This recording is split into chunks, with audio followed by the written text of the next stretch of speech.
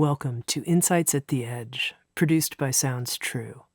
My name's Tami Simon. I'm the founder of Sounds True, and I'd love to take a moment to introduce you to the new Sounds True Foundation. The Sounds True Foundation is dedicated to creating a wiser and kinder world by making transformational education widely available. We want everyone to have access to transformational tools such as mindfulness, emotional awareness, and self-compassion, regardless of financial, social, or physical challenges. The Sounds True Foundation is a nonprofit dedicated to providing these transformational tools to communities in need, including at-risk youth, prisoners, veterans, and those in developing countries. If you'd like to learn more or feel inspired to become a supporter, please visit SoundsTrueFoundation.org. You're listening to Insights at the Edge. Today, my guest is John A. Powell. John is the director of the Othering and Belonging Institute and professor of law, African American and ethnic studies at the University of California, Berkeley. He previously directed the Kirwan Institute for the Study of Race and Ethnicity at Ohio State University and the Institute on Race and Poverty at the University of Minnesota. John and I talk about belonging, and what I can tell you is that his warm presence is such an elegant invitation for all of us to become ambassadors of belonging, to build belonging, to become belonging activists in our life. I'm so grateful I had this chance to talk to John A. Powell and to share this conversation with you. John, I've really been looking forward to this conversation. Just the preparatory work that I've done has already been illuminating for me. I've learned so much. And I'm so grateful to have this chance to share you and your wisdom with the Sounds True audience. So thank you. Thank you. You're welcome, Tami. Look forward to the conversation. So to begin, you're the director of the Othering and Belonging Institute. And I wanted to start by bringing forward your explanation of these words that are very powerful, othering and belonging. I notice both of these words bring up a lot of feeling for me, a lot of energy. You talk about othering as a process. So let's start there. Why do you call othering a process? Well, it's something that we do in practice, and we can do it ourselves, or we can have it done through the arrangement of our institutions and culture. So it's not necessarily personal, interpersonal, although it often is. And basically, it's denying someone their full humanity and denying mutuality. And it's a gradient in that practice. So we can refuse to say hello to someone, refuse to shake their hand in the old days. We can refuse to see someone. We can also lock them up. We can tell stories about them, make up stories about them. We can deny their voice. Or even more explicit, we might say they're less than. They're not part of the we. Mm-hmm. They're not to be accorded respect or empathy. There's something wrong with them. And oftentimes that's associated with they're a threat. And the reason my life is, not better is because of them. So that's the othering process. And again, there are sort of soft expressions of it to extreme expressions of it. Belonging, and sometimes when people look at othering, the process, when they think the solution to it is saming, right? To say, I'm going to accord you respect and dignity because you're just like me. Well, maybe I'm not just like you. So it can't be that the price to pay to get rid of othering is saming. And I also tell the story about James Baldwin when he's invited to a Gus literary club. And this was, back in the 50s and maybe early 60s. And they said, Mr. Baldwin, we recognize you're a profound writer, and so we want you to join our club. And he wanted to join the club. And I said, but you don't have to bring up that you're gay. And a lot of your friends, meaning blacks, are riffraff, so they're not really welcome here. But with those caveats and a few more, you can come. And Baldwin declined the offer and went to France instead and wrote a book called The Price of the Ticket. So sometimes we have kind of a conditional. You can belong as long as you don't talk too loud, as long as you don't remind us that you're Jewish, as long as in the military, right, under President Clinton, don't ask, don't tell. So if you're gay or lesbian or trans, we're not going to ask you about that. And we don't want you volunteering that information. The other extreme is that we say these people don't deserve to be on the face of the earth, and we commit genocide. And so belonging is when our full humanity as a group and as individuals is embraced. We're seen as a value. It's interesting. I was teaching a class, and I referred the students back to the Declaration of Independence. The country is kind of in a bad place, so we forget that there are these powerful aspirations associated with the country. And they may be further removed from us than ever, but they were there and they're still there. So the second paragraph of the Declaration of Independence says, we hold these truths self-evident. Self-evident. Now then it goes on to say that all men, obviously today we change that, all people are created equal. What does that mean? That means that it's given. You don't have to prove that you're equal. Just by being human, it's God-given from this Declaration of Independence. And it's just there. And you have rights because you're human. You're part of this human tribe, this human family. Now, that's not how we live our lives, but that's belonging. And belonging says, yes, you're part of the we. And as part of the we, you get to define the world that we live in. You get to have a voice. And I accord you human dignity. I accord you respect. I accord you acknowledgement of your humanity and equality.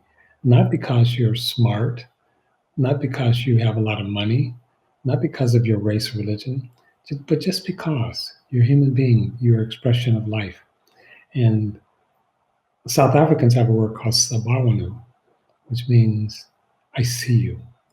It also has been interpreted to mean the God in me or the divine in me sees the divine in you. And the response is, I am here. So that's a sense of belonging, to be recognized, to be really seen. I find this so powerful, John, and maybe I find it so powerful because for the longest time, just briefly being confessional here, I didn't feel like I belonged on planet Earth.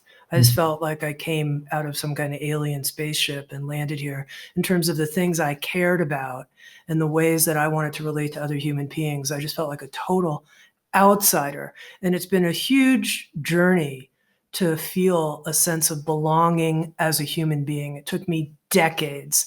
And I would love for everyone to feel that sense of belonging. So I've been so inspired by your work and your commitment to that. And part of what I learned in studying your work is this difference in using the language of inclusivity and the language of belonging. And so I want to check this out with you, because part of what I learned is that it's one thing for me to say, I want to include you. It's my game, it's my world. I want to invite you in. And it's another thing to say, we belong together and we're going to co-create this. And you have power and agency. And that's a real journey, because we hear a lot about, for example, a business being inclusive or an academic setting being inclusive. But what I learned from you is it's different if it's a situation of belonging. So I wonder if you can underscore what that difference is. You're exactly right.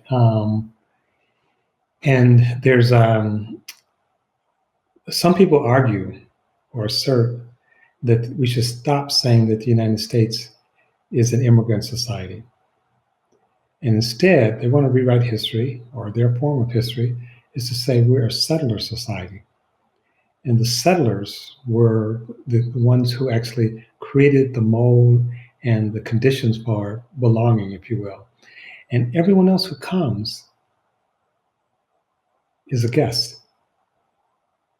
And because they're guests, if they don't adhere to those norms and conditions, we should not be embarrassed to tell them to leave, to tell them they're no longer welcome.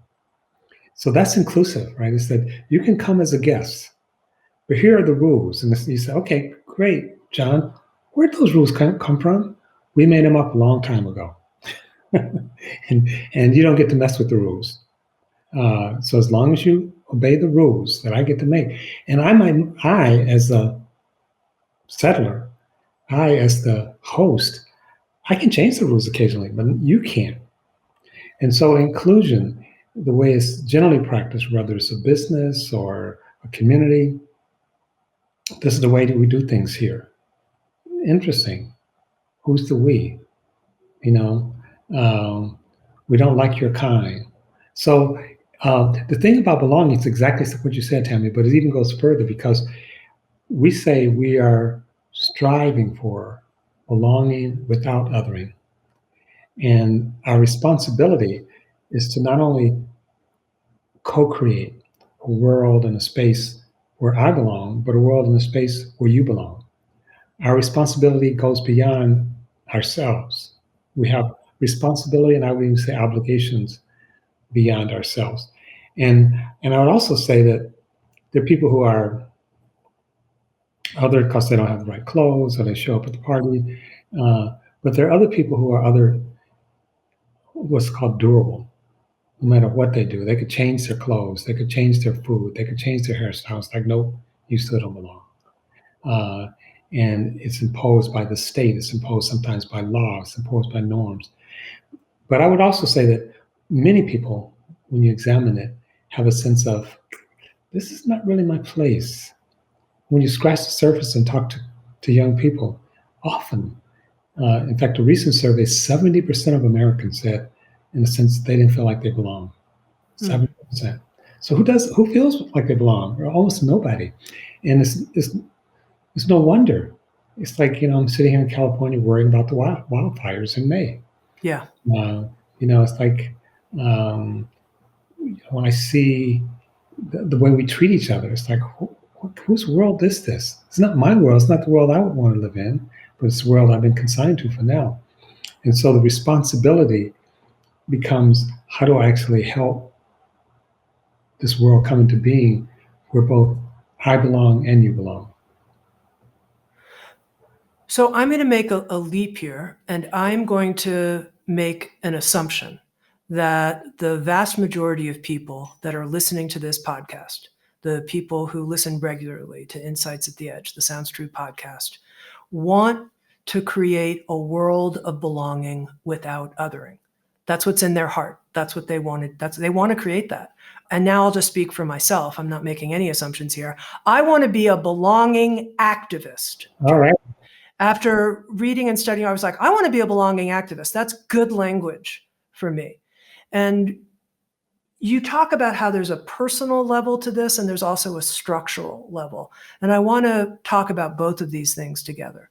The personal level feels a lot more achievable, and like I can start doing that. The structural level and structural interventions, belonging interventions, if you will, they feel harder for me to know how I'm going to be part of that, but I want to see if we can illuminate some of them for our listeners. So let's start off. I'm a belonging activist now. What are the personal actions I can take?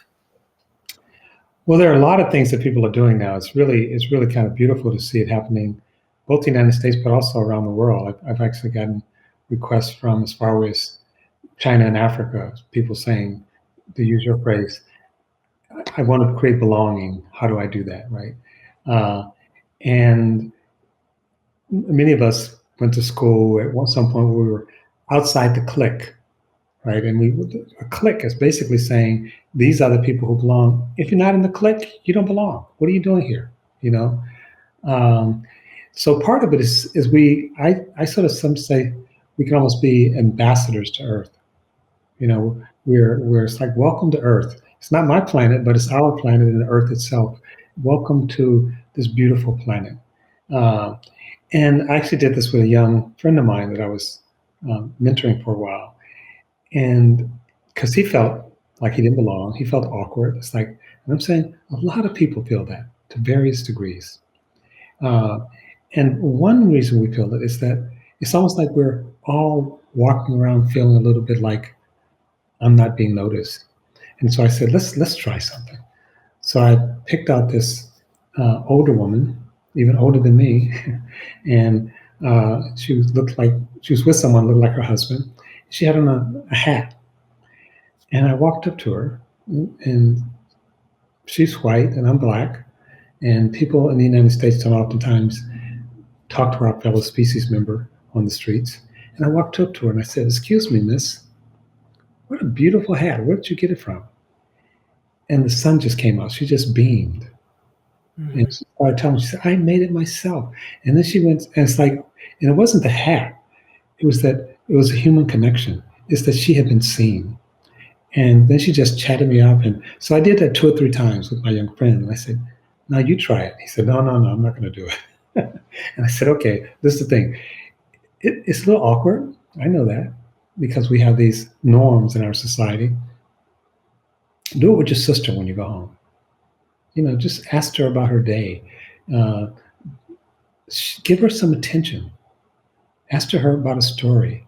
So just connecting. And because we live in a habituated life, whenever we break habits, it feels awkward. You know, if we always go home the same way, if we change our route, it's like, it feels strange, right? If we always take that first step on our right foot, start with your left. So this is like that. Just start doing something a little bit to extend yourself to others, to recognize others. And then, interestingly, though, the research is quite powerful. It's not only healing for them, they're more likely to recognize you. Hmm. And I sometimes refer to some aspect that are called bridging. So we can become bridgers. Uh, and the heart of it is empathetic and compassionate listening, paying attention to others, paying attention to the earth. One of my happiest or most joyous moments on the planet was spending an hour and 15 minutes watching a spider spin a web. And I don't know if the spider was joyous that I was Possibly. but it was something. I felt connected. And part of being a belonger, building bridges, is connecting with people and situations where it's not necessarily the norm. Um, and there's all kinds of personal expressions of that. Just what do you need? They do it now in the activist context called deep canvassing. And deep canvassing, unlike traditional canvassing is 2 to 3 to 5 minutes. Here's my issues. Here's what I think is important. Here's the candidate I'm going to vote for. Who are you voting for? Here's some literature I leave, right? Yeah. Deep canvassing, which acknowledges to some extent that they're building on the work that we do and others around bridging and about empathetic and compassionate listening. It goes something like this. So tell me, how is your day today? And do you have any struggles? How's your family? Are you worried about anything? Is anything of any concern? What are you dreaming? What do you want to happen? How's your heart? Right? And they found, and that's a much longer discussion. It can take an hour. But they found that approach, and this is somewhat of a contradiction, moves people 100 times more than traditional canvassing. Now, the reason I say it's a contradiction, because when you really are listening, when you're engaging with the other, and of course there really is no other, but when you're engaging with the apparent other, you're not doing it for instrumental reasons. You're not doing it so you'll vote for my candidate. So I'm only really listening. I'm only pretending to be interested in you, Mm-hmm. want something from you. Mm-hmm. Well, I know organizers, and we just came out of a big political brouhaha. So we do want. I wanted to come out a certain way, but at its core, deep listening and engaging has a spiritual dimension to it, has a healing dimension to it, and you're not trying to convince the person, okay, you know, great, so become a Christian, become a Buddhist, become a vegetarian, you know, uh, maybe one that's persuasion. That's not empathetic and compassionate listening. That's at the personal level. Mm-hmm. Now, I want to ask you one more question at the personal level, because in the last couple years, one of the things I've heard from a lot of people that I know and work with is that their biggest pain when it comes to belonging has to do with their own families, especially when within their families there's differences on the political spectrum where, I can't talk to my uncle or my cousin or whatever because we just see this so differently. Mhm. I don't even feel like I belong within my family. Right, right. What do you have to offer in terms of building bridges in that specific context? Well, it won't surprise you, but I had many of those experiences growing up myself. My family, which is a lovely, lovely family, I love them to death. Uh, they're very conservative Christians. And long before Trump, I was made to feel other. Literally, when I stopped going to church as a young kid, 11 years old, I would be left with, I had 8 brothers and sisters. And as the family would go off to church on Sunday and Wednesdays, they would leave a list of chores because we wanted to make sure I wasn't having fun. Uh, and uh, and my youngest sister, who's 13 or 14 years younger than me, she would, as I got a little older, when we went off to college and would come back, she would follow me around the house crying. And I'd say, "What's wrong?" And she said, "I don't want you to go to hell." Uh, Wow. and so we worked it through. And I call these short bridges, but they may not feel very short. Um, and I call them short because there's already this well of love and connection and affection that we've acknowledged. Like even in the midst of that pain, I never stopped loving my family. In fact, part of the pain was that I was being removed from the space of love. Um, and there were many breakthroughs, but just to share one with you, came home from college one time, middle of some big political thing, uh, and my dad, who was a Christian minister, took one position. I took a very different position. And we stayed up all night talking. But here's the thing, we didn't try to convince each other. We tried to really understand what's beneath that. And he was quoting the Bible. The Bible says this. But it's like he was also letting me lean into his heart. Uh, and the next day, when I came down to breakfast late from being up all night, my mom said to me, "What did you and Marshall talk about? He was so happy this morning." He wasn't happy because he had convinced me. He was happy because we had connected. Um, and so part of the thing is that if we, and well, it can't be a thing of check the box. If you do these three things, you win. But if we can really step back from what's your position on climate change, as opposed to, I have a good friend who's a minister here named Ben McBride. He said, if you ask him what you should do, it's the wrong question. The question is who you should be and how you should be. And so if we can be present with each other. Uh, and it's interesting, again, my father and I and the rest of my family worked most of those things out. But it's because we reconnected and reminded ourselves just how deeply we loved each other. But oftentimes we start with, what's your position? What's your position on X? This is my position on X. And I'm not saying those things are unimportant. The climate is radically important. The earth itself is radically important. Um, but again, to bridge, and I've talked to not only my own family, I talked to, and I'm not a Trump supporter, but I've talked to Trump supporters about the Affordable Care Act. And there's something you can do. Like, so I'm there, I'm going down to a rural place in, I think it was Arkansas, to talk about trying to get them to sign up for Medicaid so they could. I walked in the place. My guess is everybody was a Trump supporter. There was another Black person in the place. There wasn't an Asian in the place. There wasn't a Latino in the place. It was all white. My guess is most of them were evangelical Christians. They all had their arms folded. And there was about 300 of them.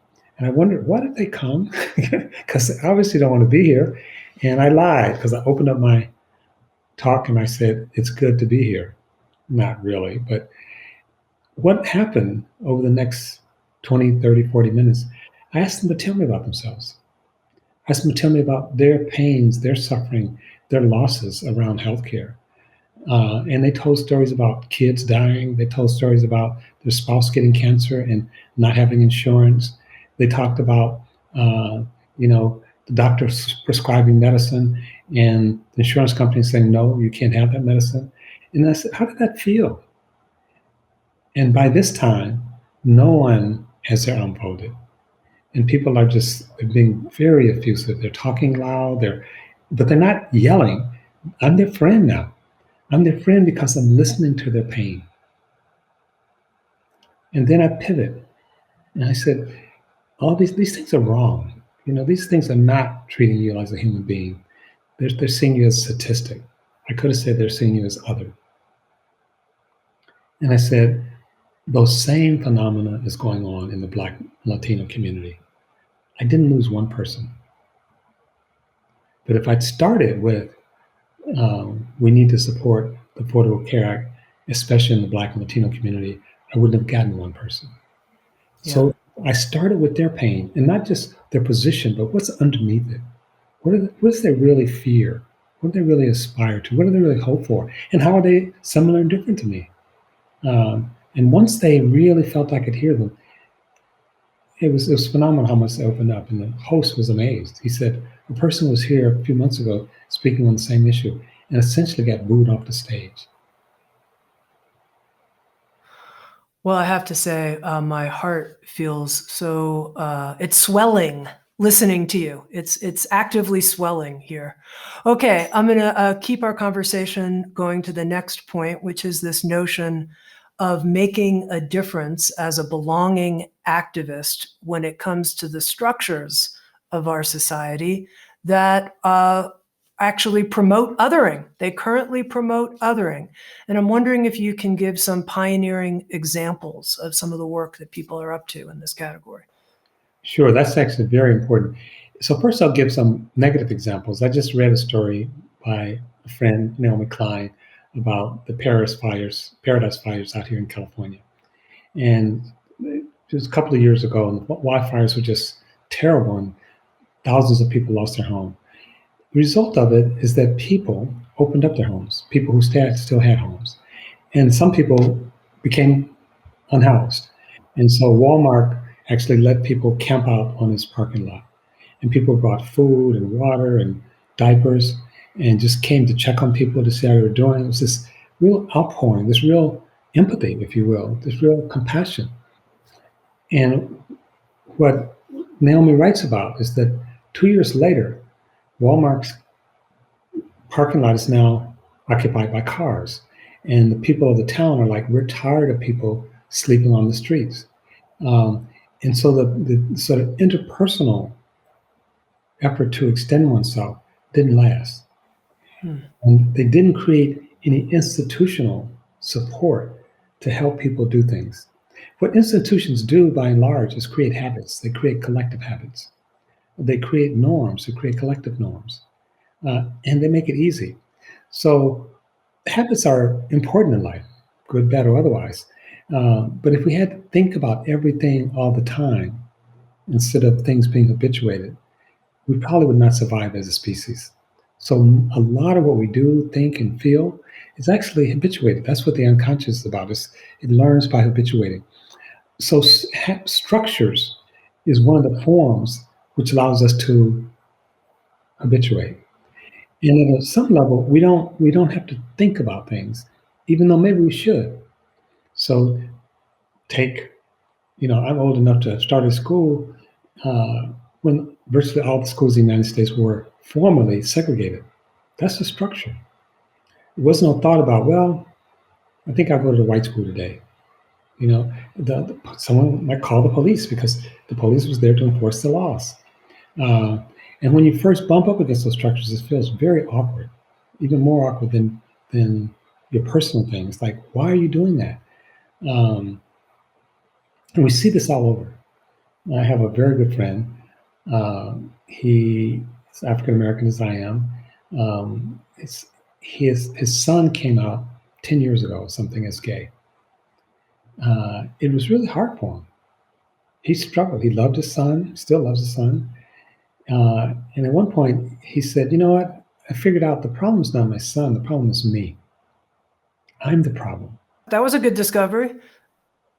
Very good discovery. He worked it through. And, with help, he had counseling. It wasn't easy. And he was very happy to go to his son's wedding. His son is now married to his partner. And then I was talking to him maybe 2 or 3 years ago, and it's like, okay, I get that I was basically being SOB around a gay and lesbian issue. But this trans issue, when does it end, John? When does it end? I said, it doesn't. But so part of it is that when things change, it's not easy. And one of the things that helped a lot in terms of the marriage equality was not just people working on a personal level. It was our leaders, our courts, our military, also doing things at a structural level.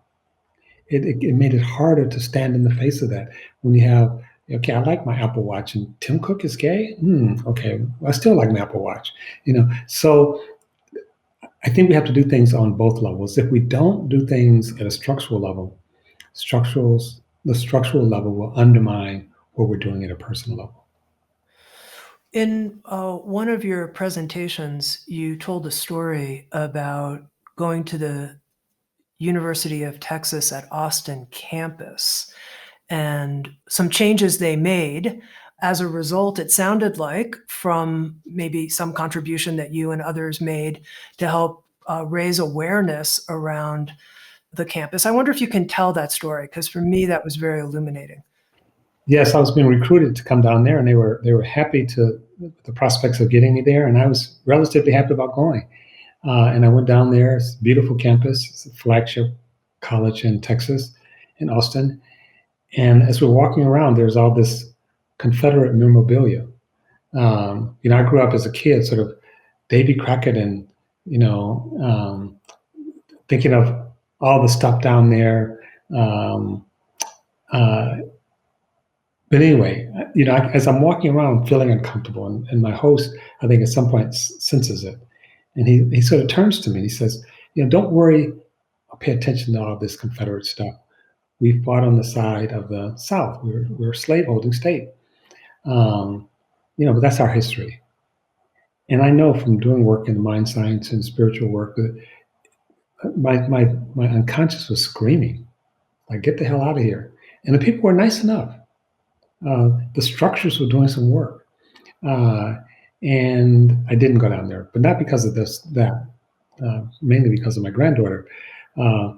But later, students started talking about it, and the Black and Latino students were not doing well. And interestingly, again, it wasn't that anyone said anything, it wasn't that anyone did anything, it's just we had this constant reminder. And the people who felt a little bit more comfortable with it for a while couldn't understand the discomfort. What's the big deal? But those things actually do matter. And it's interesting. They matter in both directions. They matter in terms of saying to people, you don't belong. But in a distorted way, they also matter in terms of shoring up a particular type of white identity.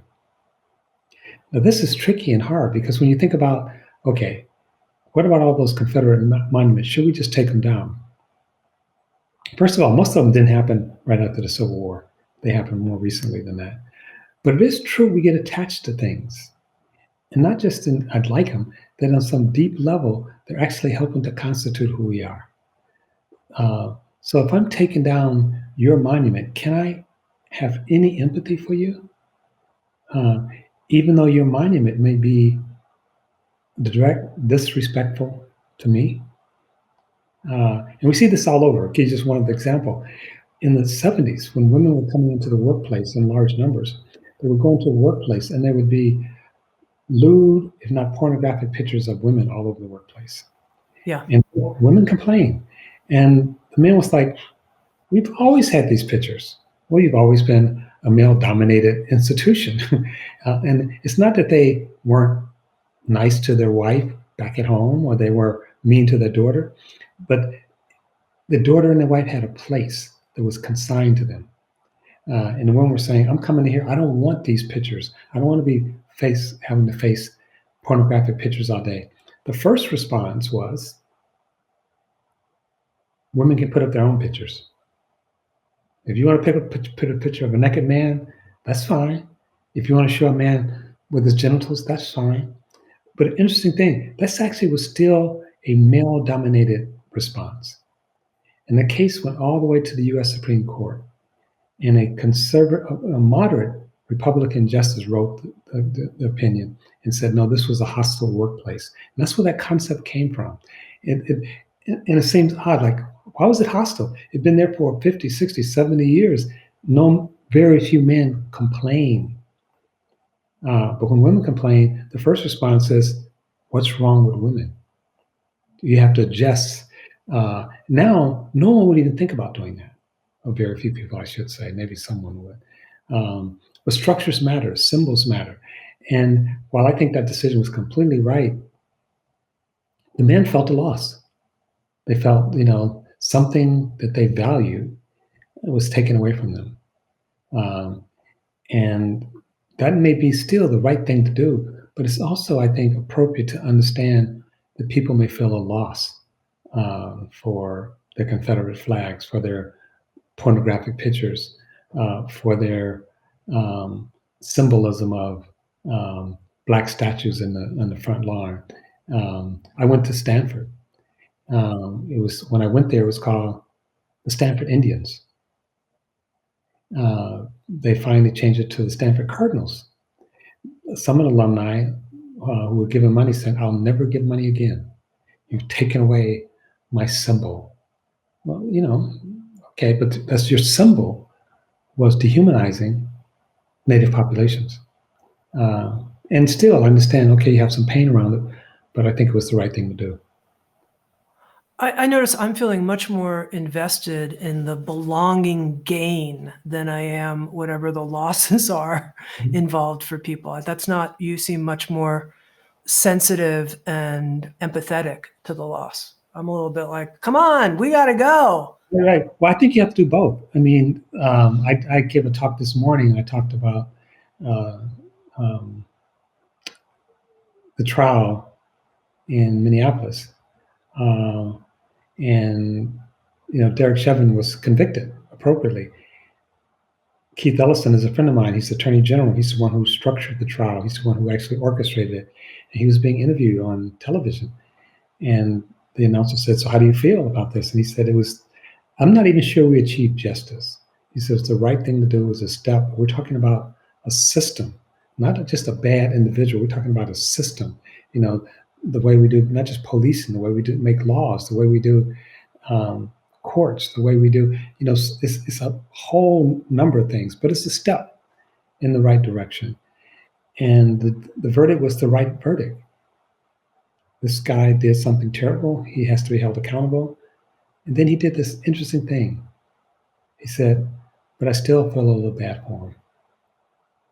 And the interviewer said, what do you mean you feel a little bad for him? This guy, Keith Ellison, is African-American, head prosecutor, attorney general. What do you mean you feel a little bad for him? This guy killed someone with people watching all over the world. And yes, maybe was a racist. And Keith said, I think that may be true, but he's still a human being. He's still a human being. And so the thing that we sometimes miss in terms of compassion, empathy, bridging, is that we think we misunderstand it. We think it means you forgive the person you don't hold the person accountable, right? You still have to hold the person accountable. In fact, some people would say that's an act of respect. when I hold someone accountable. But you also hold on to their humanity. And if you hold on to, so a lot of times when people lose, whether symbolic loss or more material loss, what they're also saying is that I'm being told I don't count. I'm being told I'm bad. I'm being told I'm less than. And we have to be careful because I sometimes talk about white supremacy, and I say the operative word in that phrase is not white, it's supremacy. What we have to be really dogged, challenging, is the notion of supremacy, any kind, whether it's religious supremacy, gender supremacy, racial supremacy, national supremacy. All of those are problematic. So I think, in fact, there's some data that suggests that people are more able to move if, when I say get out of this place, but here's another place for you to go, right? Is that we still are holding on to your humanity. White man in the workplace, we recognize you have some pain. Yes, this has to change, but we recognize you have some pain. And we want to restorative justice, that's partially what it's about. And if that's done, then the possibility of change is actually much greater. But if you say, not only does your statues have to go, but you have to go with them. And you're morally bankrupt and evil and bad, well, no one can swallow that. You know, this whole topic that I opened up for us about the structural changes that are needed so that we can have this future of belonging, it's so huge. It's so huge. And I wonder, when you look at it, do you have a sense of the priorities when you think this is my work in the world, this is what I do, I'm on this mission, I'm the director of the other, here are the priorities that we have to address? Well, fortunately for us, we're pretty decent size, and we're working with people all over the world. I think it's sort of interesting. The core is recognizing that everyone counts, everyone belongs, that everyone has a voice that can participate. But now, to make that real, it's more than just saying that. So, for example, if I say everyone belongs, but you can't vote, you can't go to the store, you don't have a house, you don't have a pot to piss in, right? So there's two political philosophers, one named John Rawls and one named Amartya Sen. Amartya Sen was also an economist. He says that in any given society, there's things you need to actually be part of it, a full member of that society. And those things will change. It could be a cell phone. If you don't have a cell phone in some societies, you don't belong. And what I've said, and I've written about this myself, that the first and most important thing is full membership. And in that full membership, you decide what those other things are and how they should be distributed. And so to really recognize someone's full humanity. There have been friends sometimes who would say to me, you're a professor at Berkeley and look at you, you're dressed like a homeless person. And I said, are you being disparaging to people who are unhoused? The assumption that those people, and we know this from the work of people like Professor Dr. Fiss at Princeton, that in our society, we don't see homeless people as belonging. We don't see them as human. There's a part of the brain that lights up when we see another human being. As a collective, as a society, when we see homeless people, that part of the brain does not light up. For many Americans, a returning citizen, African American, that part of the brain does not light up. And I've written about this, that there's no way for us to get to good policy for people that we don't see as human. We have to hold on to our interconnectedness, and it's not always easy. But then we have to make sure that our policies are right. And they'll change. I oftentimes give the example. I'm in a wheelchair. I come to a building and there's no ramp. I've just been othered. I've been institutionally othered. I've been told you don't belong here. Even if people pick me up and take me in, I've still been othered. And so we need to actually constantly engage this. And I would say multiple levels, but it's like wherever you are, start there. Wherever you are, you don't have to be someplace else. You don't have to go across the world, or start where you are, and go as far as you can. And to me, this is actually a life journey, and it's a beautiful part of life. One of my favorite quotes that I got from you was, "Is it the journey? Is it the destination?" Do you know what I'm talking about here, John? Is it the journey? Is it the destination? And I was like, oh, it's definitely the journey. It's not the destination. But then you had the punchline. It's the company. Yeah. It's who you're with. I mean, the people the work I do is hard sometimes, but I have a really great group of people I work with. I get to meet wonderful people. Uh, and that's what resiliency is. We sort of confuse that. We think it's like, he's tough, he can deal with anything. It's like, no one's tough in that sense. Well, we are. Sometimes we have this community, we have this family, and we have this company. And with that, you can go all the way through life. And without that company, as demonstrated with the pandemic, when we're isolated from each other, it doesn't matter if you have a big house and a nice car. Literally, I have a friend who's quite wealthy. He's rich, not even wealthy, private jets and the whole thing. He lives in New York, and he said, I miss seeing people on the subway. Not friends, but it's just, I miss human contact. And so I would like to see us, and one of the things that might happen as a result of the pandemic is here in the Bay Area, and I'm sure in parts, people are out on the streets. So now all the restaurants have people sitting on the street, and there's something very nice about that. Sometimes I literally just drive or walk down the street just to see other people out doing what people do. Well, I just want to take a moment right now because I feel blessed to be in your company, and I think our listeners probably feel the same way. And so I just want to take a moment to underscore, thank you. Thanks for on the journey to greater belonging, for being in our company. Now, there's one other big topic that I want to make sure we get to, because there is a section of your book, Racing to Justice, Transforming Our Conceptions of Self and Other to Build an Inclusive Society. This is a collection of essays that you've written all in one book. And the very last section is a chapter that's called Lessons from Suffering: How Social Justice Informs Spirituality.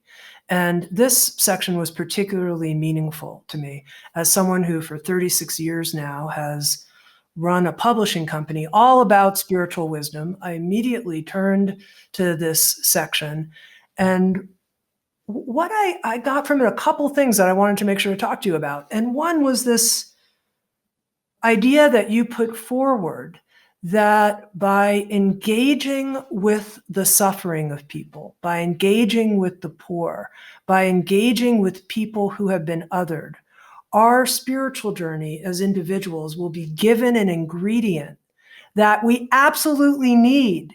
It's critical. If we don't do that, we're missing something. And I wanted you to talk more about this and how you're so convinced this is true. Well, thanks for the question. And it's a delight to be in your company, be on this journey with you. And I came to that, I wrote that in part for a couple of reasons. I feel like oftentimes it's the idea that people who meditate and do yoga and different spiritual practice, that they should help the activists, because the activists sometimes are stressed out physically and emotionally, sometimes burning up with their own anger. It's like we could help, right? But there's oftentimes not an appreciation that people who are engaged with the suffering of others have something to teach those of us who organize around spirituality. And much of the spirituality in the West, in many respects, is the quiescence. Like, I want to get away from the noise of the world. I want to go, out to nature. Of course, nature's everywhere, but I want to go out to nature. And I certainly don't want to get involved in politics. I mean, that's really dirty stuff. Yeah, messy. Yeah, exactly. And you think about the lotus flower, right? And what's the representation of the lotus flower is growing out of a muddy pond, this beautiful flower. And whether you think about Mother Teresa or Gandhi or Buddha, they weren't withdrawn from the world. And in fact, that for the time Buddha was withdrawn from the world, at least by some accounts, he apologized when he came back. It's like, yeah, I left my family. That was not cool, you know. Uh, and so, and it's sort of interesting. Um, when you look at the major religions, Christianity, Islam, Judaism, all of them, they have these deep origin stories that very much deal with suffering. The thing that sort of drives people to religion in a way, even in quote unquote pre-modern societies, is the suffering that comes with being alive. And we have different strategies for those. Someone's like, well, you can suffer now, but later you're going to get everything you need and everything you want, and you're never going to get old, and it's going to be so cool. It's like, okay, do I have to wait so long? Yeah, you have to wait, and then you have to die, and then it happens, right? But people are hungering for something, and so I wrote that piece for two things. One, to say that wisdom is all around us, and if we can only be wise and at peace in a quiet sanctuary next to a stream, we're fooling ourselves. We're fooling ourselves. It becomes so precious that everything disturbs it. Oh, there's a bird that's messing up my silence. There's a car that just went by. Oh, my kids are crying. I'm trying to be. Enlightened. I'm trying to be quiet, and I've, not to knock anyone's practice, but I feel like as I've been in my own practice, things come through. I don't necessarily have to grab onto them. It can be whatever, and I can be angry and still have joy and love. And Dr. King talked about righteous indignation. Righteous indignation. So, what is that? Well, the way he explained it, as I understand it, is that God is sometimes angry at the way we're treating each other in nature. God is angry because of how we are, what I call, visiting surplus suffering on each other. And we should be too. When we see how we treat kids at the border, or how we treat uh, Asian Americans, or how we treat Muslims in China, or how we should be hurt and angry. That should be, and there's something there. And it's not, I think when we push things away, right? When we push the suffering away, when we push the feelings away, we're pushing all the lessons that go with it. And so I'm saying there's lessons in suffering. There's a way in which we can actually um, uh, be in relationship with suffering that teaches us. And so it's not just to get away from it, it's to learn from it. And that sometimes what we think of as spiritual is really an effort just to get away, is close to escapism. What capacity do you think it takes to be with suffering and to not just be like, please get me away from this ASAP. Thank you very much. Yeah. Well, I think it helps with, if everybody needs a body. So and sometimes suffering is personal, right? It's like something happened to me, and sometimes it's collective. There's very good data showing that when a Black person is killed, the Black community in the immediate area, if not the whole country, goes into trauma. So, but part of, from my perspective, part of a family, part of loved ones, part of a spiritual community is to help us get through that. So we help each other, and that's what I mean by resiliency as a collective sport. Uh, I remember going to talk to my dad, and it was one of those days when I was feeling burdened and overwhelmed. And I said to my dad, I just can't do this by myself. And my dad's response was, "You're never called to do anything by yourself. God is with you." And he's a theist and a Christian minister, but still, that was very comforting to me to realize that, yes, I was closed in my own little circle, and maybe some hubris, thinking I had to do it by myself, and recognizing that there are other people, some of them I know and some I don't know, who are on the same journey. Somehow that was very helpful for me. And so I try to remind myself that is that there are people, things larger than us that are engaged in this effort. We don't know how it's going to turn out, but there are a lot of people, a lot of energy, a lot of life that's leaning in the right direction. And so before we close, though, you said when you were growing up, you felt like you didn't belong. I wonder if you feel like you belong now, what happened to change, if you do feel like Yeah. I'm happy to share that with you, John. And then I'm going to ask a challenging question, not challenging you, challenging me and our listeners. But to answer your question, I think when I discovered meditation and I started feeling like I could inhabit my body and I could handle intense, painful emotional states, and I started developing a real relationship with the earth and my very own body as being part of the earth, I started feeling like it was okay to be here, even if it hurt a lot. That's great. That's beautiful. Now, here's my question. In my own life experience and in the experience of plenty of people I know, through spiritual practice, there's been a recognition of our interdependence. You could say that, I'm here because you're there. The tree doesn't exist without the soil and the sun and the water. Everything's connected. You watched a spider for, an hour and a half, the web of life. Like, I get that. Yet, for many people, it hasn't been necessarily an intuitive leap to engage in all of the structural ways we other. It's been like, yeah, I get it in my meditation. It's a cosmic web of life. But that hasn't translated into being a belonging activist. What do you think has been the gap there? That's a great question. I think there are a couple. One, I think for many of us, I spent a little time, I lived in India for a while, I lived in Africa, spent a lot of time in Latin America. And I think the individual ideology in the West, particularly the United States, even when we engage in a spiritual practice, is very strong. It's like, bodhisattvas. We're not bodhisattvas, right? We want to be enlightened. We don't want to be bodhisattvas. The idea of bodhisattvas is like, I could be enlightened, but I'm going to stay here until everyone's suffering has to leave. I take that on. It's like, nope.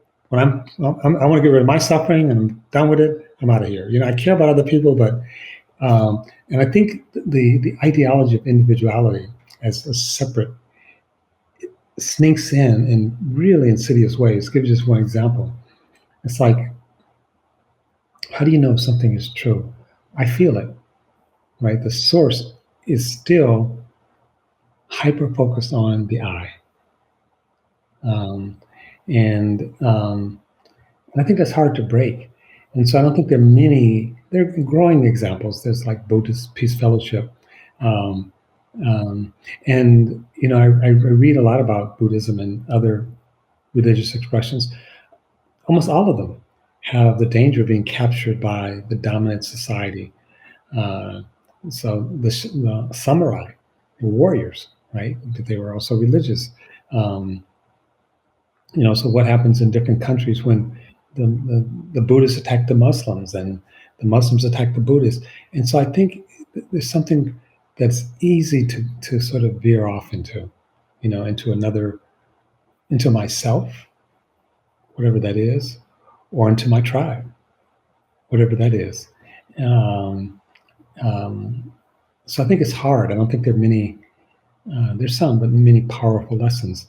And they're constantly, there's this story, supposedly it's true, where a holy man in India were in the 60s and 70s when Americans were making the trek to India, and the holy man says, why do so many Americans come to India? We're a poor country and things is dirty. And the American says, well, we're come here looking for God. An Indian person responds, the holy man responds, no God in America?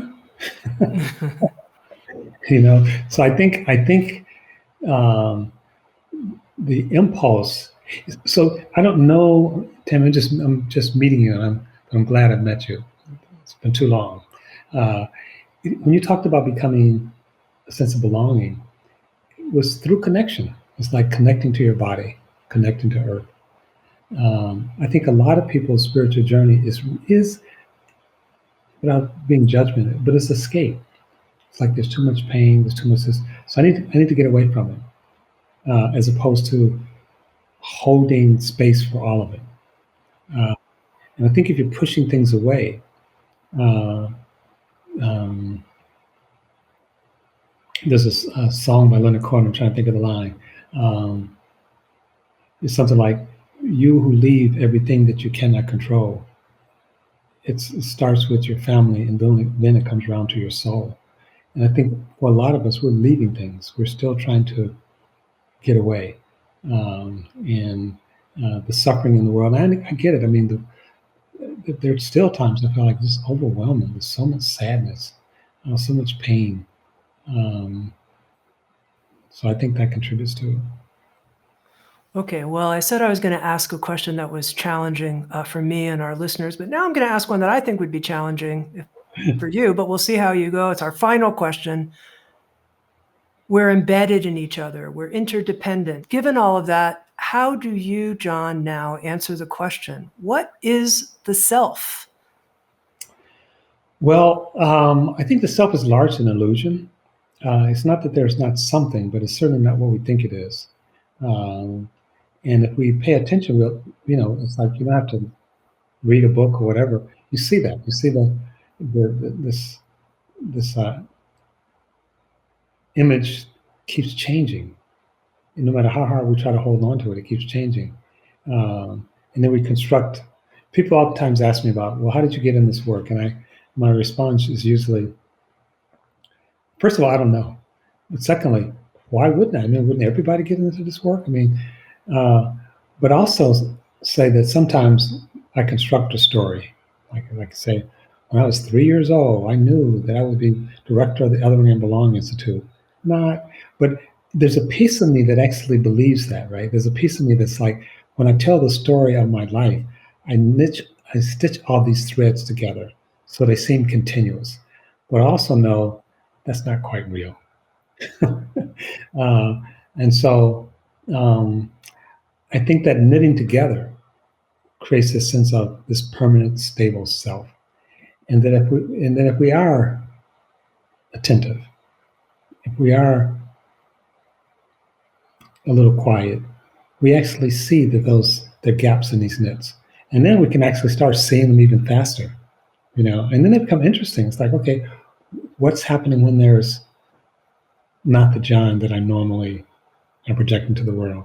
What happens when there's awareness and there are no thoughts and their feelings and they're just, you know, um, um, but within in language and stories and um, our society basically really believes in a permanent self. I have a friend who's um, accomplished psychiatrist, and he says, no matter where I am, I'm the same person.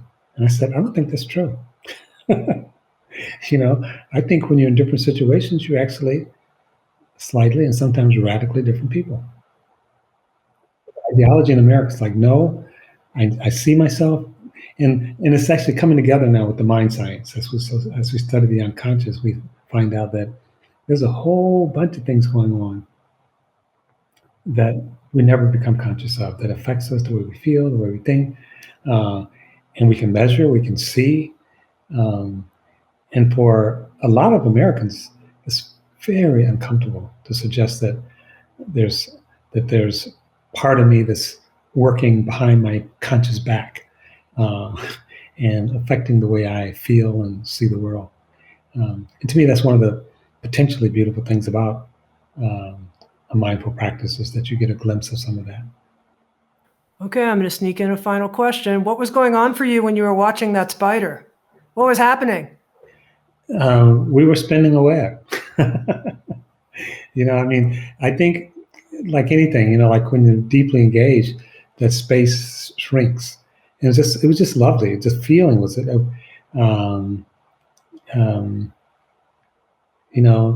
there's a video which I would suggest your listeners try to find, but it's this mother who takes her baby to a zoo, and this just happened the last couple of days. And there's a ape in the zoo who just had a baby, and the ape is like so loving There's a glass between them. The ape is trying to stroke the baby. It's like, if it's not too much of a objection, you can see the joy in the ape's face of recognizing. And then the ape goes gets its baby and comes back and shows him to the woman. It's like, I got a baby too. And I think when we are living those connections, and they're not just an idea, then it's hard to know where things stop and start. It's hard to know where the spider stop and where John start. So I think in those moments we sort of, something happens and we don't have a good language for it, but it's a wonderful feeling. All right, I'm going to let you go, John Powell. You are so warm and gorgeous. What a gorgeous human being. It's been such a great joy to get to spend some time with you. Thank you so very much. Well, I appreciate having time to spend with you. And it's like, so another part of life has sort of unfolded. So thank you. John A. Powell, the director of the Othering and Belonging Institute. Thanks everyone for being with us. And I feel it, being belonging activists together. Thank you for listening to Insights at the Edge. You can read a full transcript of today's interview at soundstrue.com/podcast. And if you're interested, hit the subscribe button in your podcast app. And also, if you feel inspired, head to iTunes and leave Insights at the Edge a review. I love getting your feedback, being in connection with you, and learning how we can continue to evolve and improve our program. Working together, I believe, we can create a kinder and wiser world. Soundstrue.com, waking up the world.